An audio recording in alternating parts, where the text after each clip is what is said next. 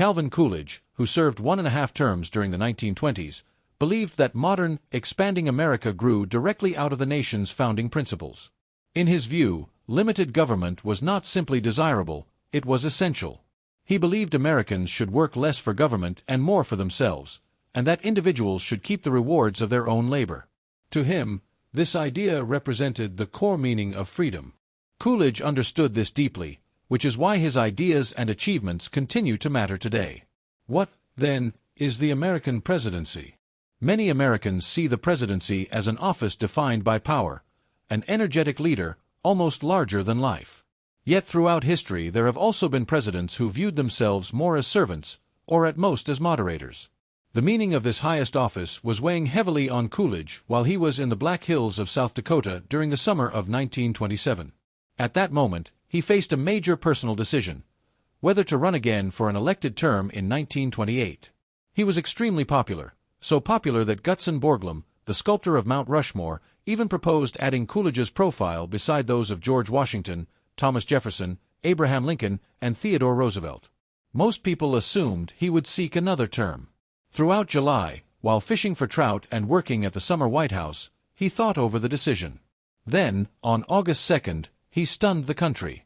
After a routine press conference, reporters each received a paper containing a single sentence: he would not run for president in 1928. The press struggled to accept that such a popular sitting president would step away from power voluntarily. Soon after, Borglum invited him to dedicate the Rushmore project. Reporters followed him up the mountain, expecting clarity. Instead, Coolidge again surprised them. Rather than discussing his future, he praised the presidents honored at Rushmore and shifted the focus to the strength of ordinary citizens. He said America's progress had come from the spirit of its people, and that same spirit helped produce great leaders. Journalists remained confused. Many believed he would reconsider once he returned to Washington. Even today, Coolidge remains something of an enigma, though many who study him find themselves wanting to understand him more deeply. Some observers who once accepted the common image of Coolidge later discovered a far more complex person. Those working in politics often study earlier leaders, and Coolidge quickly captured attention. People wondered who this New Englander was who rose to the presidency. He is sometimes remembered as frozen in history, yet his vision was vibrant, distinctly American and full of possibility. Some realized he deeply understood and respected the American founding, something not common among many 20th-century presidents. Though he carried the image of a 19th-century farmer, overalls and blue smock, he also became a modern radio president. Even his marriage defied expectations. Though considered modest, he married one of the most admired first ladies of his era. People saw honesty and integrity in him. Many also pointed to his humanity, including concern for equality at a time when many ignored it. His nickname, Silent Cal, was somewhat misleading. He actually held about 2 press conferences weekly, more than any president before him. His writing style was widely praised for clarity and beauty. The more people studied him, the more they felt they understood themselves, and the more they wanted to learn about him. Coolidge was born in Plymouth Notch, Vermont, on July 4, 1872. Vermont was very rural and isolated at the time, and Plymouth Notch was especially remote. No railroad served the area, and the single dirt road was muddy for much of the year. His father began as a village storekeeper and gradually became an important community leader, serving as selectman, justice of the peace, and notary public. He also helped start a cheese factory in 1890. Coolidge later said his father strongly disliked waste. His father traveled to Boston twice yearly to buy goods, sometimes taking midnight trains without sleeping cars to save money. Young Calvin carefully watched his father's behavior, how he treated people and handled business, and this shaped his own later character, including responsibility, discipline, and fairness. Across from the Coolidge home stood the Union Christian Church, where the family had been active since the early 1840s. During harsh winters, services were sometimes held in the family home. When not working on the farm or attending church, Calvin sometimes attended town meetings with his father, watching local government in action and listening to debates. The community rejected social class divisions, except for those who behaved arrogantly. Equality was strongly valued. During childhood, Coolidge experienced major personal losses. His mother died of tuberculosis when he was 12. His younger sister also died young from appendicitis. These losses deeply affected him and helped shape his emotional strength. During this period, education became very important to him. Leaving home for school felt like a major adventure, a memory he never forgot. Since Plymouth had no high school, he attended Black River Academy in Ludlow, where he boarded. He became interested in civil government and studied the U.S. Constitution, even at age 13, finding it fascinating. He also read the Declaration of Independence in his early teens and recognized its importance. Although most people then did not attend college, his father and grandmother believed he had special potential. His father also introduced him to national politics by taking him to Bennington to hear Benjamin Harrison speak. Seeing Harrison made him wonder what it felt like to carry such responsibility, never imagining he might experience it himself one day.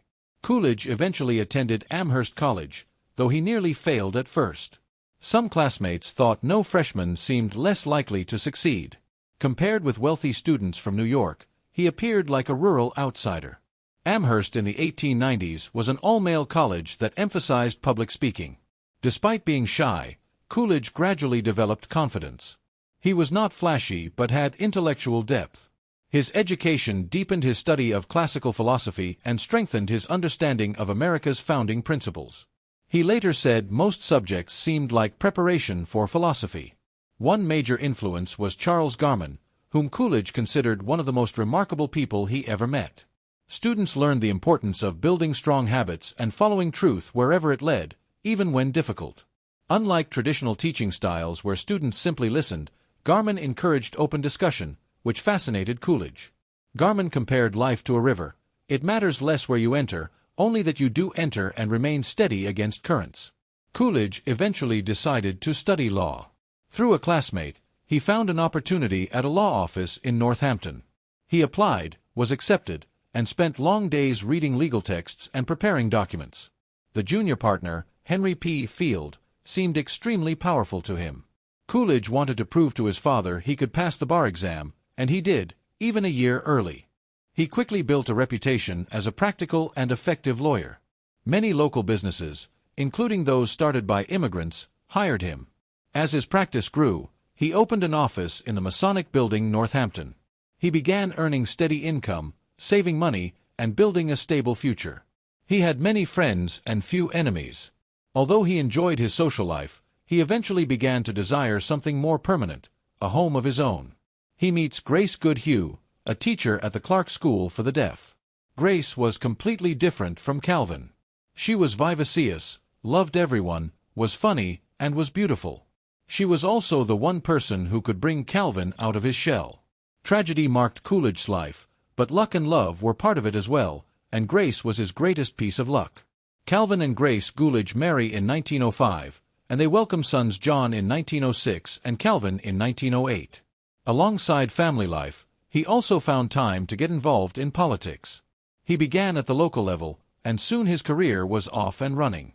Calvin Coolidge has more elected offices than any other president ever. He was elected as a city alderman, later serving his ward on the city Republican committee. He became a state representative, then mayor in Northampton. He was a state senator, and during that period, he was unanimously elected president of the state senate. I had been chosen chairman of the Republican City Committee. I was not so successful in the city campaign. We made the mistake of talking too much about the deficiencies of our opponents and not enough about the merits of our candidates. I have never again fallen into that error. What made Coolidge such an effective campaigner was that he actually listened to voters. When he asked for their support, they felt he truly heard what they had to say. It was not just a one-way street. In the 19th, the Republican Party was split in half. Teddy Roosevelt broke away to form the Bull Moose Party, and Calvin Coolidge had to decide where he stood. So in 1914, when he became head of the Massachusetts Senate, it gave him the opportunity to put a stake in the ground. What was needed was a restoration of confidence in our institutions and in each other. When taking the chair as president of the Senate, I therefore made a short address: have faith in Massachusetts. In some unimportant detail, some other states may surpass her, but in general results, there is no place on earth where the people secure in a larger measure the blessings of organized government. Do the day's work. If it is to protect the rights of the weak, whoever objects, do it. If it is to help a powerful corporation better serve the people, whatever the opposition, Do that. The speech resonated strongly and became known as Have Faith in Massachusetts. During those days, Coolidge voted for some progressive laws and some conservative ones. For example, he supported antitrust action against theaters and also supported a pay raise for teachers. However, he decided there were too many new laws. He wrote to his father saying it is better to kill a bad law than pass a good one. He also believed there was too much talking. At one point, he made a statement about brevity and confined one address to 42 words. Be brief, he said.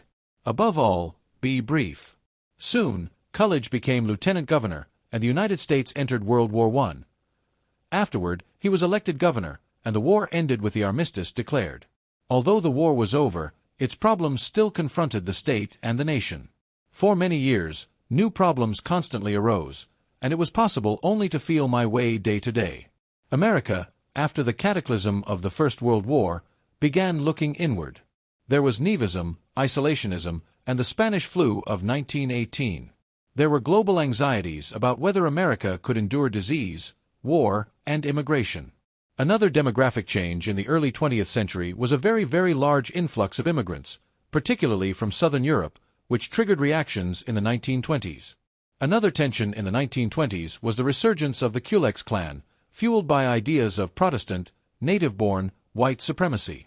It targeted African Americans, but also immigrants, Catholics, and Jews. Farmers struggled, workers struggled, and businesses struggled. Something that cost $1 before the war might now cost $110, $130, or $150, while wages were not keeping up. State and local governments faced the anger of people who felt they were falling behind and did not understand why. In the summer of 1919, as another election approached, Coolidge sensed a strike coming from a group that had been his loyal supporters, the Boston Police. The policemen were overworked and underpaid, and conditions were poor. Rats were even chewing on leather helmets in their storeroom. However, the police contract did not allow strikes. The police understood that a police strike would not be quiet in Boston, and they knew Coolidge did not want that so close to an election in his city. They gambled that Coolidge would conciliate and walked out in early September, breaking their contract. Coolidge brought out the National Guard to break the strike and did not rehire any of the police officers. It was a terrible situation. Eventually, Coolidge sent a telegram to Sam Gompers, the labor leader, stating there is no right to strike against public safety by anybody, anywhere, anytime. He wrote to his family saying this might be it, that he might not be elected again as governor. It was a serious decision and not a popular one. At that time, it was not clear that he realized the entire nation was watching him. People were saying, "Oh my gosh, a governor who dares to say what we're thinking. We're a little weary of emergencies. We'd like a return to common-sense life."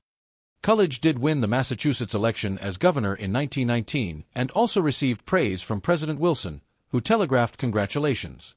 No doubt it was the Boston police strike that brought me into national prominence. The country had little interest in mere destructive criticism. It wanted progress that comes only from constructive policies. At the 1920 convention, Republicans chose Senator Warren Harding of Ohio as their candidate and Calvin Coolidge of Massachusetts as his running mate. In the 1920 election, Republicans came across as the Antis party.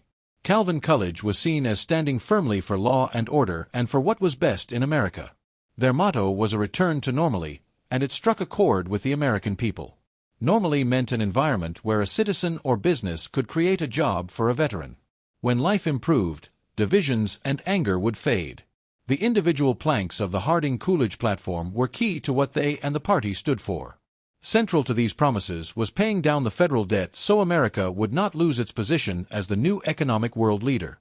They aimed to reduce taxes to help individuals and businesses, and to sell off assets the government accumulated during the war, such as oil reserves, back to the private sector.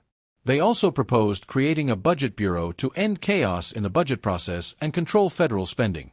In this election, voters were not just voting for Warren Harding and Calvin Coolidge, they were voting for Normally and getting America back on track. Normally won in a landslide.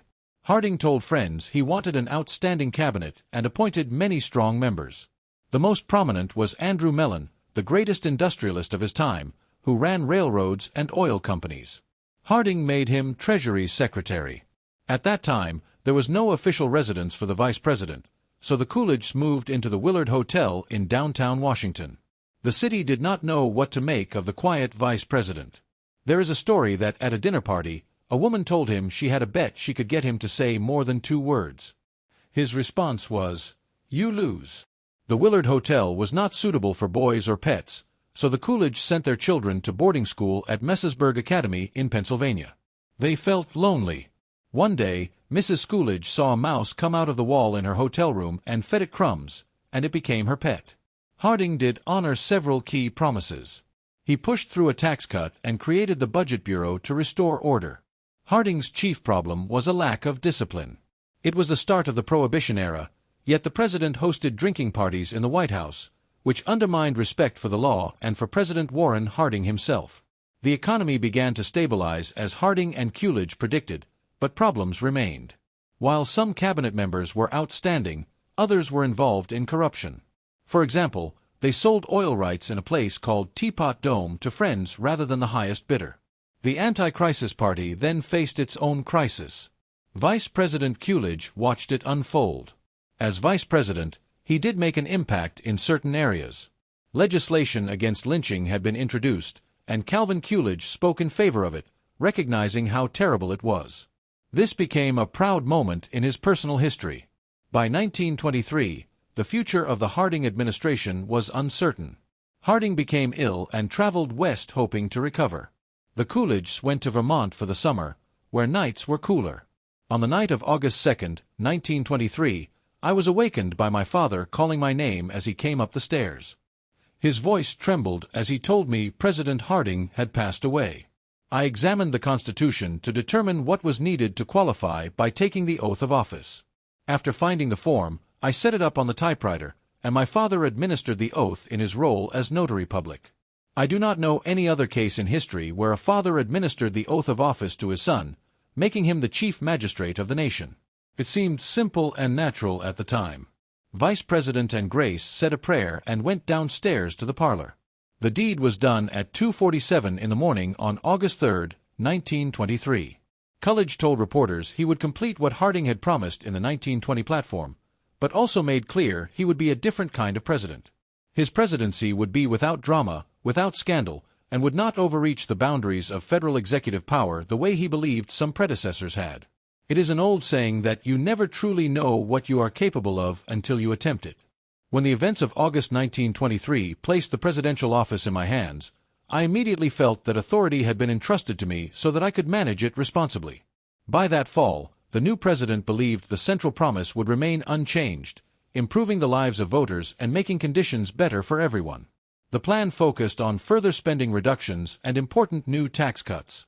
Still, major challenges remained, issues involving veterans, farmers, immigration debates, and disagreements over the structure of tax cuts. Many voters were uncertain, especially with only a year and a half left before the next election. Some even viewed Coolidge as merely a placeholder rather than a strong leader. When Coolidge focused on governing, his first major challenge was the budget. Harding had already reduced spending, but Coolidge believed deeper cuts were necessary. At the same time, as the economy improved, pressure for increased spending also grew. Coolidge and Budget Bureau Director Herbert Mayhew Lord met every week at exactly 9:30 a.m., focused on finding additional cuts. Cutting government spending was never easy. Coolidge compared it to trimming cheese at his father's factory in Plymouth Notch. During his first year as president, federal outlays were $3.14 billion. The following year they dropped to $2.9 billion and remained at that level another year.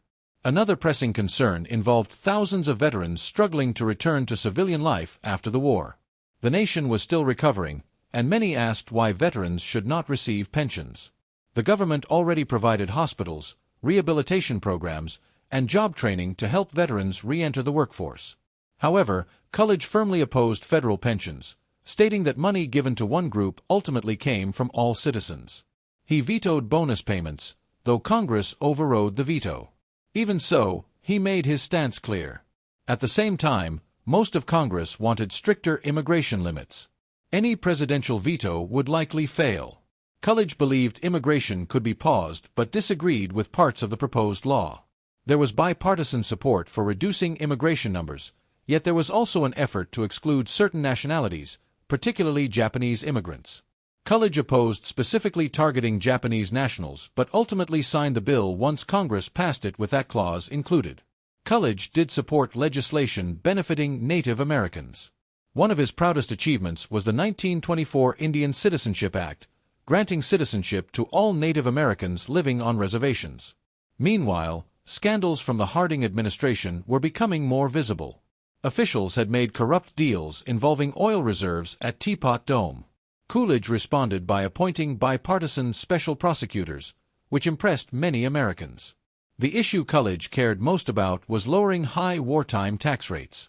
He believed reducing taxes was morally important. He argued that wasting taxpayer money on ineffective government programs was essentially theft. He wanted Americans to work more for themselves and less for the government, calling this the true meaning of freedom.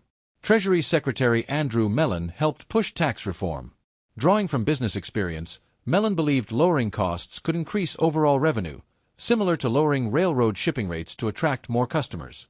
The 1924 tax law became a compromise. Taxes were reduced, but not as much as Coolidge and Mellon wanted, with the top rate set at 46%.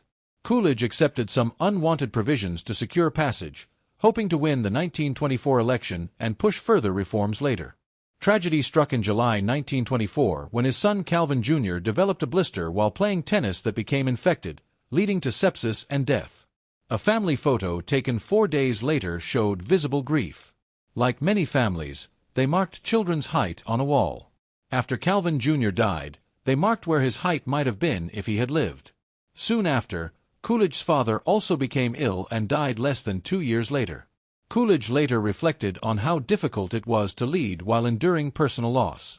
Despite this, he threw himself into his work. Having assumed the presidency after his predecessor's death, he believed there was still much to accomplish. He sought a full elected term. Democrats hoped to campaign against Harding-era corruption, but Coolidge's personal integrity made criticism difficult.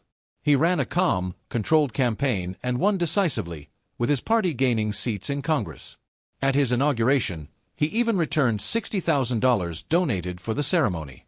His focus remained simplicity, budget discipline, and tax reduction. Coolidge believed a strong economy required gradual, consistent budget and tax cuts. Over multiple years, he maintained spending discipline. Eventually, he and Mellon successfully reduced the top tax rate to 25%. Critics claimed tax cuts would benefit the wealthy most, but tax revenue from wealthy taxpayers actually increased. During the 1920s, economic growth brought widespread electricity, telephones, indoor plumbing, movie theaters, automobiles, new highways, and household appliances. Combined with women gaining voting rights, these changes expanded opportunities and freedoms. Coolidge balanced traditional values with support for modern progress. He celebrated technological achievements such as Charles Lindbergh's transatlantic flight and welcomed him to the White House. Coolidge believed such accomplishments showed how ordinary people could improve life through innovation and effort. Personally, he valued simplicity and avoided unnecessary displays of wealth or power. Stories about his family life reflected modesty and discipline. He expected his family to live according to the same values he promoted publicly. His wife Grace played a major role in maintaining White House discipline, and their marriage, though imperfect, was considered one of the happiest presidential marriages.